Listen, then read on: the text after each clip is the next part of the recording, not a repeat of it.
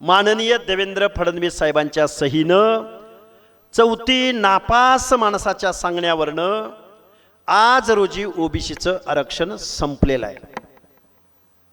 आता काही माणसं म्हणतात की आरक्षण कसं संपलं सर, कुठं संपलं सर, आपल्याला मिळतंय तर मग त्यांनाही मिळलं पाहिजे, माळ्याला मिळतंय तर त्यांनाही मिळलं पाहिजे, धनगराला मिळतंय तर त्यांनाही मिळलं पाहिजे, वंजाऱ्याला मिळतंय बंजाऱ्याला मिळतंय तर त्यांनाही मिळलं पाहिजे।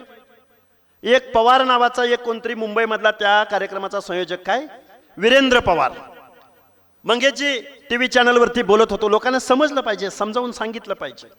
जिबियांना तो पवार काय बोलला माहितीये का टीव्ही चॅनलवर बरं का, जाहीररित्या।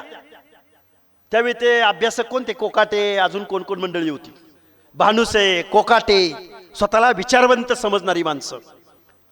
तो काय बोलला माहितीये का पवार म्हणला, मी एक संस्था बघितली म्हणला मुंबईमध्ये आणि क्षत्रिय धनगर समाज असं त्या संस्थेत लिहिलंय म्हणला।